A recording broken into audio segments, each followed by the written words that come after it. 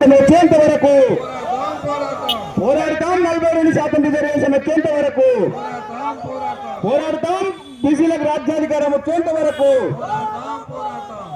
ఈనాటి బిజినపల్లి మండల రిలే నిరాహార దీక్ష కార్యక్రమానికి ముఖ్య అతిథిగా వచ్చేసినటువంటి మన పెద్దలు గౌరవనీయులు అజయ్ కుమార్ యాదవ్ సార్ గారికి, ఈనాటి కార్యక్రమాన్ని నిర్వహిస్తున్నటువంటి ఈ బిజినపల్లి మండల నాయకులకు అందరికీ పేరు పేరున ధన్యవాదాలు తెలియజేస్తూ, మరి ఈరోజు రాష్ట్ర ప్రభుత్వము అధికారంలోకి రాక మునుపు ఎన్నికల మేనిఫెస్టోలో బీసీలకు 42% రిజర్వేషన్ ఇస్తామని చెప్పినటువంటి మాటను ఈరోజు అమలు చేయాలని చెప్పి మనం రాష్ట్ర వ్యాప్తంగా మరి చేయాల్సినటువంటి కార్యక్రమాలు ఉన్నాయి. ఈరోజు బిజినపల్లి వేదికగా మనం ఒకటే డిమాండ్ చేస్తా ఉన్నాం. రాబోయేటువంటి ఎన్నికల్లో, స్థానిక సంస్థల ఎన్నికల్లో బీసీలకు 42% రిజర్వేషన్ ఇచ్చిన తర్వాతనే ఎన్నికలకు పోవాలనేటువంటి డిమాండ్ను రాష్ట్ర వ్యాప్తంగా తీసుకెళ్లాల్సినటువంటి అవసరం ఎంతైనా ఉంది. ఈ యొక్క డిమాండ్ అనేటువంటిది అమలు జరిగితే ప్రతి మండలంలో, ప్రతి గ్రామంలో బీసీలు అనేటువంటి వాళ్ళు ఆ యొక్క పదవులలో ఉండడం అనేటువంటిది జరుగుతుంది. మనం ఒక్కటే కావాల్సింది, మన లక్ష్యం అంతా ఒకటే. మనకు ఎంపీపీలు, జడ్పీటీసీలు, సర్పంచ్లు అనేటువంటివి ఎంత ముఖ్యమో, ఎస్సీ ఎస్టీలకి ఏదైతే రిజర్వ్డ్ కాన్స్టిట్యున్సీలు ఇచ్చారో, రిజర్వ్డ్ ఎంపీ కాన్స్టిట్యున్సీలు, ఎమ్మెల్యే కాన్స్టిట్యున్సీలు ఏ రకంగా ఇచ్చారో బీసీలకు కూడా రిజర్వ్ కాన్స్టిట్యున్సీలు అనేటువంటివి ఇవ్వాలి. అప్పుడు మాత్రమే మనం రాజ్యాధికారం అనేటువంటిది సాధించడానికి అవసరమైనటువంటిది ఉంటుంది. మనకు సీట్ ఇస్తారు, నాగర్ కర్నూలు ఎమ్మెల్యే సీటు మరి బీసీలకు ఇస్తున్నామని చెప్పి ఇస్తారు ఒక పార్టీ వాళ్ళు. ఇంకొక పార్టీ వాళ్ళు అక్కడ రెడ్డికో ఎల్మకో ఇచ్చేసరికి వాళ్ళందరూ కూడా వాళ్ళని గెలిపించడం అనేటువంటి జరుగుతుంది. ఆ ఒక్క సీటు మనకి ఇవ్వడం వల్ల మీకు ఇచ్చినామో మీరు గెలవలేదనేటువంటిది ఒక అపవాదం మనకు తీసుకొచ్చి రుద్దడం అనేటువంటిది జరుగుతూ ఉన్నది. మొన్న జరిగినటువంటి ఎన్నికల్లో కూడా ఇలాంటివి ఎక్కడెక్కడ జిల్లాలలో జరిగినాయి. వాళ్ళే గెలవడం అనేటువంటిది కూడా జరిగింది. మనం చాలా నియోజకవర్గాల్లో చూస్తున్నాం.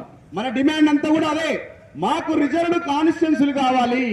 తమాషా పద్ధతిలో జనాభా ఎంత ఉన్నామో అన్ని స్థానాలు బీసీలకు కేటాయించాలనేటువంటి డిమాండ్ రాష్ట్ర వ్యాప్తంగా, దేశవ్యాప్తంగా తీసుకెళ్లాల్సినటువంటి అవసరం ఉంది.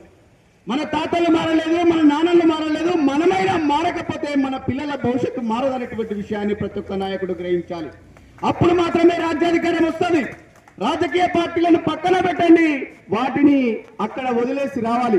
ఏదైతే సభావేదికలో మనం చెప్పులు వదిలేసి వచ్చినామో, ఒక రాజకీయ పార్టీని కూడా చెప్పుల్లాగా వదిలేసి మన యొక్క డిమాండ్ల కోసం, మన యొక్క సంఘం కోసం, మన యొక్క హక్కుల కోసం పోరాడినప్పుడు మాత్రమే మనం రాజ్యాధికారం వస్తుంది. జనాభాలో 80% ఉన్నటువంటి వాళ్ళము రిజర్వేషన్ లో 27% ఉంది. 10%, 6% లేనటువంటి వాళ్ళు ఈరోజు 10% తీసుకుంటున్నారు. వాళ్ళకైనా పోరాటాలు చేశారా? వాళ్ళకైనా ఉద్యమాలు చేశారా? వాళ్ళకైనా ధర్నాలు చేశారా? వాళ్ళకైనా రస్తారాకలు చేశారా? ఓట్లు మనవి, సీట్లు మనవి అనేటువంటి నినాదంతో మనం పోరాటం చేయాలి. ఓట్లు వేసేది మనం కాబట్టి ఆ ఓటును మనం మాత్రమే వేసుకోవాలి. మనం ఎమ్మెల్యే ఎందుకు పోటీ చేయకూడదు, మన బీసీలు ఎందుకు ఎమ్మెల్యేగా వేయకూడదు అనేటువంటి ఆలోచన మనకందరికీ ఉండాలి. ఓట్లు మనవి, సీట్లు మనవి అనేటువంటి నినాదంతో ప్రతి ఒక్క బీసీ నాయకుడు ఉద్యమించాలి. ఇప్పుడు తప్పితే ఇంకెప్పుడు రాజ్యాధికారం రాదు అనేటువంటి విషయాన్ని ప్రతి ఒక్కరు కూడా గ్రహించాలి. గత 10 సంవత్సరాలుగా, 15 సంవత్సరాలుగా 69 నుంచి తెలంగాణ ఉద్యమం కూడా చేయడం జరిగింది. ఆ ఉద్యమం అనేటువంటిది మొన్న 2012లో రూపుదాల్చడం అనేటువంటిది జరిగింది.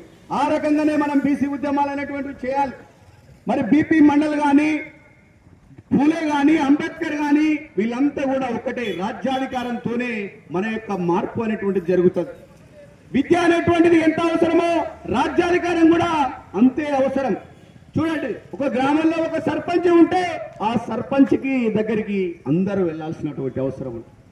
100 మంది యాదవులు, 100 మంది ముదిరాజులు, 100 మంది గౌడ్లు ఉన్నా కానీ ఒక రెడ్డి సర్పంచ్ దగ్గరికి వెళ్ళి అతని దగ్గర మనం కూర్చోవాల్సినటువంటి పరిస్థితి ఉంది. మన ఓట్లను మనం ఒక గౌడుకో, ఒక యాదవ్కో, ఒక ముదిరాజుకో, ఒక ఎవరికో మనోని కేసుకొని మనం సర్పంచులుగా ఎదగాల్సినటువంటి అవసరం ఉంది. ఈ రకంగా చెప్పుకుంటూ పోతే చాలా రకాల మరి సమస్యలు అనేటువంటివి ఉన్నాయి. ఈ రకంగా ఈరోజు బిజినపల్లి మండలం వాళ్ళు మొన్న జ్యోతిరావు పూలే విగ్రహాన్ని కూడా చాలా బ్రహ్మాండంగా మరి ఆవిష్కరించడం జరిగింది. ఆ కార్యక్రమంలో కూడా మేమంతా కూడా పాల్గొనడం జరిగింది. కాబట్టి అప్పటి కూడా కొంతమంది నాయకులు ఇంకా అగ్రవర్ణాల యొక్క చెప్పు చేతుల్లో ఉన్నారటువంటి విషయం అక్కడికి వచ్చిన తర్వాత గుర్తు కావడం జరిగింది. ఇలాంటివనేటువంటి పక్కన పెట్టాలి. ఒక రెడ్డి మీటింగ్ పెడితే ఇంకో రెడ్డి పోతా ఉన్నాడు. మనం ఎందుకు పోవట్లేదు? మన యొక్క నాయకుడి విగ్రహావిష్కరణ జరిగితే మనం ఎందుకు రాకూడదు? మరి ఈ రకంగా మనం మార్పు అనేటువంటిది వచ్చినప్పుడు మాత్రమే చైతన్యవంతం కావాల్సినటువంటి అవసరం ఎంతైనా ఉంది. ఈ చైతన్యాన్ని రాష్ట్ర వ్యాప్తంగా మరి డాక్టర్ అజయ్ కుమార్ యాదవ్ గారి సారథ్యంలో ఈ యొక్క కార్యక్రమాన్ని తీసుకుపోవాలి. 42% రిజర్వేషన్ వచ్చేంత వరకు కూడా మనం అందరం కూడా రాజకీయ పార్టీలను పక్కన పెట్టి రాజ్య రిజర్వేషన్ కూడా పోరాటం చేయాల్సినటువంటి అవసరం ఎంతైనా ఉందనేటువంటి విషయాన్ని గుర్తు చేస్తూ ఈ కార్యక్రమం నిర్వహించినటువంటి నిర్వాహకులకు అందరికీ పెద్ద ఎత్తున నమస్కారాలు తెలియజేస్తూ ఈ అవకాశం ఇచ్చినందుకు అందరికీ ధన్యవాదాలు తెలియజేస్తూ ముగిస్తున్నాను. జై బీసీ, జై బీసీ, బీసీల ఐక్యత, బీసీల ఐక్యత. పోరాడితే పోయేదేమి లేదు, పోరాడితే పోయేదేమి లేదు. మనమెంత మనమెంత మనమెంత. ఓకే, ధన్యవాదాలు.